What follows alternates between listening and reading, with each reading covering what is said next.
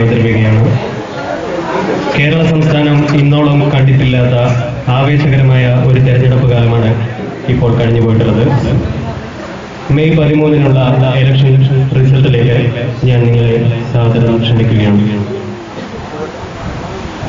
ആരാണ് കേരളത്തിൽ അധികാരത്തിൽ വരിക എന്ന് പറയാൻ പറ്റാത്ത തരത്തിലുള്ള ഒരു റിസൾട്ടിലേക്കാണ് നമ്മൾ പോകുന്നത്.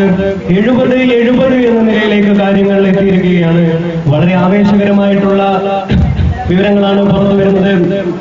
KR ഗൗരിയമ്മ തോറ്റിരിക്കുന്നു ചേർത്തലയിൽ. ഏറ്റവും കൂടുതൽ കിട്ടിയ റിപ്പോർട്ട് ഗൗരിയമ്മ തോറ്റിരിക്കുന്നു. ഗൗരിയമ്മയുടെ പ്രതികരണം ഇപ്പോൾ അറിവായിട്ടുണ്ട്. അതിന്റെ തത്സമയ ദൃശ്യങ്ങളിലേക്ക്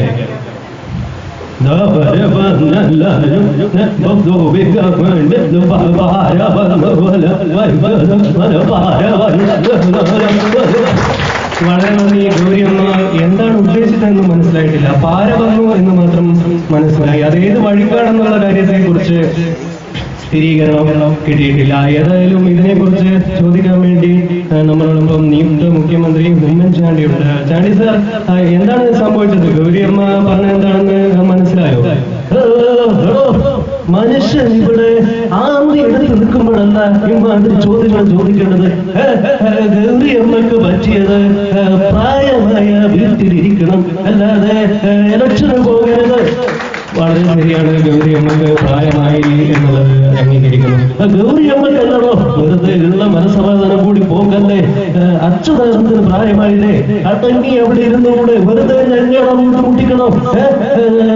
വളരെ നന്ദി ഉമ്മൻചാണ്ടി ഈ വിഷയത്തെ കുറിച്ച് പ്രതികരിച്ചതിന്. നമ്മളോടൊപ്പം CPM സംസ്ഥാന സെക്രട്ടറി പിണറായി വിജയൻ ചേരുന്നു. പിണറായി വിജയൻ, ഗൗരിയമ്മയുടെ പ്രതികരണം ശ്രദ്ധിച്ചു കാണും. പലപ്പോഴായി താങ്കളോടൊപ്പം ഉള്ള ആളായിരുന്നു ഗൗരിയമ്മ. എന്താണ് അവർ പറഞ്ഞിട്ടുള്ളത്? ഇവിടെ എന്താ ഗൗരിയമ്മ പറഞ്ഞിട്ടുള്ളത്?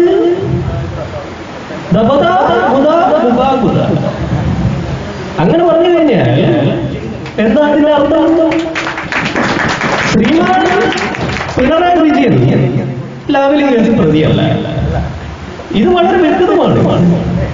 എന്നിട്ടും നിങ്ങളത് മനസ്സിലായിട്ടില്ല എന്ന് പറയുന്നത് ആഗോള ഭീകരതയുടെ മാധ്യമങ്ങളുടെ ഒരു എഴുതാപ്പുറം വായിക്കലാണ്. ഇതിനു പിന്നിൽ അമേരിക്കയുടെ കറുത്ത കൈകളാണ്. മിസ്റ്റർ ഒബാമ, നിങ്ങൾ ഇതിന് മറുപടി പറയേണ്ടി വരും. അത്ര മാത്രമേ എനിക്കിപ്പോൾ പറയാനുള്ളൂ. വളരെ നന്ദി ശ്രീ പിണറായി വിജയൻ. നമ്മളോടൊപ്പം പ്രതിരോധ മന്ത്രി AK ആന്റണി ചേരുന്നു. ആന്റണി സർ, എന്താണ് തെരഞ്ഞെടുപ്പിൽ സംഭവിച്ചത്? VS ഫാക്ടർ ഇവിടെ ഒരു ഘടകമായിട്ടുണ്ടോ? ഒരു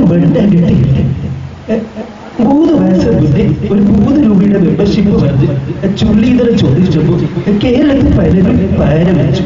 അപ്പോഴേ ഞാൻ പറഞ്ഞതാണ്, അയാളോട് പാര വേണ്ട.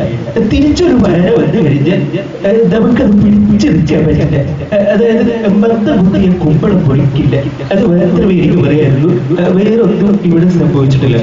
വളരെ നന്ദി ആന്റണി സാർ ഈ കാര്യത്തെ കുറിച്ച് പ്രതികരിച്ചതിന്. നമ്മളോടൊപ്പം ആര്യാടൻ മുഹമ്മദ് ചേരുന്നു. ആര്യാടൻ ജി, എന്താണ് സംഭവിച്ചിട്ടുള്ളത്? നിങ്ങളൊരു കാര്യം മനസ്സിലാക്കണോ? ഇവിടെ എന്താ സംഭവിക്കുന്നത്?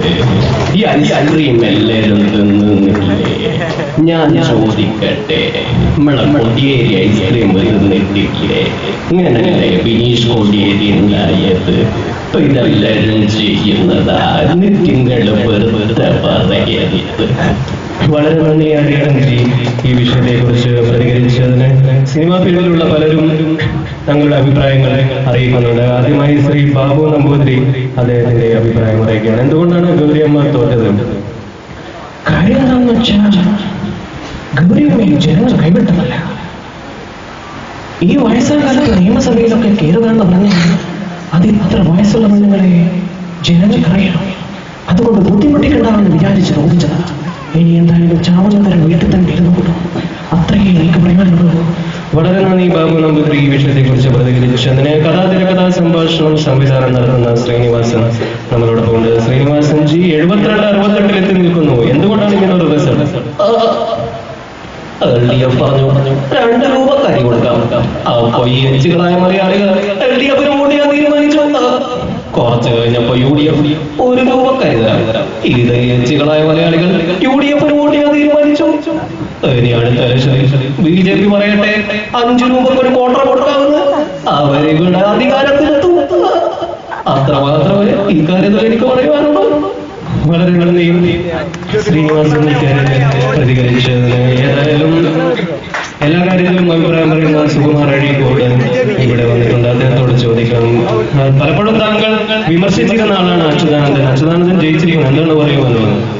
അതായത് സ്വാഭാവികമായിട്ടും ഒരാൾ 5 കൊല്ലം ഭരിച്ചു കഴിഞ്ഞാൽ അയാൾക്ക് പിന്നെ പാർട്ടി ഉണ്ടാവില്ലായിരിക്കും. അതുകൊണ്ടാണ് ഞാൻ അയാളെ വിമർശിച്ചത്. നോക്കുമ്പോൾ അയാൾ 20,000 വോട്ടിന് ജയിച്ചു. പിന്നെ ഒരാൾ ഐസ്ക്രീം കേസിൽ പെട്ട് കഴിഞ്ഞാൽ സ്വാഭാവികമായിട്ടും അയാൾ അധികാരത്തിൽ വരില്ല. പക്ഷെ കുഞ്ഞാലിക്കുട്ടി 30,000 വോട്ടിന് ജയിച്ചു. ഇങ്ങനെ ഞാൻ വിമർശിക്കുന്നവരൊക്കെ ജയിക്കാൻ തുടങ്ങിക്കഴിഞ്ഞാൽ എന്റെ കാര്യം കഷ്ടത്തിലാകും. അതുകൊണ്ട് അടുത്ത ഇലക്ഷനിൽ ഞാനൊരു ടിക്കറ്റ് വാങ്ങി മത്സരിക്കും. എന്നിട്ട് ഞാൻ എന്നെ തന്നെ വിമർശിക്കും. അങ്ങനെയാണെങ്കിൽ ഞാൻ വിമർശിക്കുന്ന ഒരാളെങ്കിലും തോക്കും. അതാണ് എന്റെ ഒരു നടപടി എന്ന് പറയുന്നത്. സുകുമാരഴിക്കോട് നമ്മളുടെ ഒരു ലേഖകൻ ഇപ്പോൾ സ്വർഗത്തിൽ നിന്നും ചേരുന്നു. സ്വർഗത്തിൽ നിന്നും KP ഉമ്മർ അദ്ദേഹത്തിന്റെ അഭിപ്രായം അറിയിക്കാൻ വന്നിട്ടുണ്ട്. അദ്ദേഹത്തിന് ഉമ്മൻചാണ്ടിയോട് എന്തോ പറയാനുണ്ടെന്ന്. ഹലോ മിസ്റ്റർ ഉമ്മൻചാണ്ടി, താനിപ്പോൾ ഭരണം നേടിയത് ഇവിടെ ഇരിക്കുന്ന അപ്പരപ്പൂപ്പന്മാരുടെ പുണ്യം കൊണ്ട്. തന്നോട് എനിക്ക് പറയാനുള്ളത്, തന്റെ മന്ത്രിസഭയിൽ എല്ലാ സ്ത്രീ പീഡകർക്കും സഹായം കൊടുക്കണം. പറ്റുമെങ്കിൽ സ്ത്രീ വിമോചന വകുപ്പ് കുഞ്ഞാലിക്കുട്ടിക്ക് കൊടുക്കണം. തന്റെ മന്ത്രിസഭയിൽ മിനിമം ഒരു സ്ത്രീയെങ്കിലും വേണം. ഇല്ലെങ്കിൽ 5 കൊല്ലം ഇവന്മാരെ നടിച്ചിരിക്കുകയാണ്. വളരെ നന്ദി KP ഉമ്മർ ഇക്കാര്യത്തെ കുറിച്ച് പ്രതികരിച്ചതിന്. ഏതായാലും കേരളത്തിലെ സ്ഥിതി ഏതാണ്ട് വ്യക്തമായിരിക്കുകയാണ്. തമിഴ്നാട്ടിലേക്ക് പോകാം. തമിഴ്നാട്ടിൽ കരുണാനിധിക്ക് വലിയ പരാജയം ഏറ്റുവാങ്ങേണ്ടി വന്നിരിക്കുന്നു. കരുണാനിധിക്ക് വേണ്ടി പ്രവർത്തിച്ച വടിവേലുവിന്റെ വിവരമൊന്നുമില്ല. അദ്ദേഹത്തിന്റെ ചെറിയൊരു പ്രതികരണം കിട്ടിയിട്ടുണ്ട്, അത് നോക്കാം. വടിവേലു എന്നാച്ച് എന്താ ഇലക്ഷൻ ഇപ്പടി എപ്പടി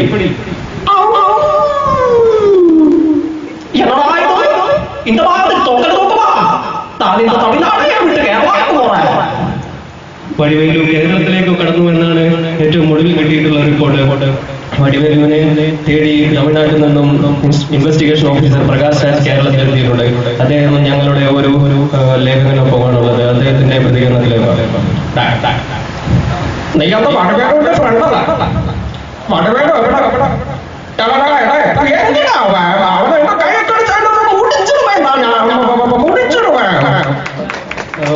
ഞങ്ങളുടെ ലേഖകന്റെ വിവരങ്ങളൊന്നും ഇല്ല. ഏതായാലും ഈ ന്യൂസ് ബുള്ളറ്റിൻ അവസാനിക്കുകയാണ്. അവസാനമായി UDF മന്ത്രിസഭയുടെ ഭാവി എന്താണെന്നറിയില്ല. ഇതിനെക്കുറിച്ച് പ്രവചിക്കാൻ വേണ്ടി രാശിചക്രം പരിപാടി അവതരിപ്പിക്കുന്ന വ്യക്തി എത്തിയിട്ടുണ്ട്. അദ്ദേഹത്തിന്റെ പ്രതികരണം നോക്കാം. നമസ്കാരം. UDF രാശിയും ഈ രാശിയിൽ പ്രധാനമായും 3 നക്ഷത്രങ്ങളാണുള്ളത്. ആദ്യമായി മാണി നക്ഷത്രം. ഈ രാശി തുടക്കം മുതൽ ഒടുക്കം വരെ പ്രശ്നങ്ങൾ ഉണ്ടാക്കാനുള്ള സാധ്യത കാണുന്നത്. ഈ രാശി കഴിഞ്ഞു കഴിഞ്ഞാൽ ലീഗ് നക്ഷത്രം. ഈ രാശിയിൽപ്പെട്ടവർ പൊതുവെ അലമ്പുകളായിരിക്കാനുള്ളൊരു സാധ്യത കാണുന്നുണ്ട്. ഈ രാശിയെ തൃപ്തിപ്പെടുത്താൻ വേണ്ടി പച്ച നിറത്തിലുള്ള രത്നം ധരിക്കുന്നതാണ് നന്നായിരിക്കും. വല്ലപ്പോഴും ഓം തങ്ങളായ നമകായ മന്ത്രം വിട്ടു കഴിഞ്ഞാൽ ഈ രാശിക്കാർ കുറെയെങ്കിലും അടങ്ങിയിരിക്കുന്നതാണ്. അടുത്തതായി ഇതിന്റെ പ്രധാനമായിട്ടുള്ള കോൺഗ്രസ് രാശി. ഈ രാശിയെ എങ്ങനെ അടങ്ങിയിരിക്കണം എന്നുള്ളത് ജ്യോത്സ്യന്മാർക്ക് തന്നെ പിടുത്തമില്ലാത്തൊരു കാര്യമാണ്. ഏതായാലും 5 കൊല്ലം നിൽക്കുകയാണെങ്കിൽ വീണ്ടും കാണാം. വളരെ നന്ദി.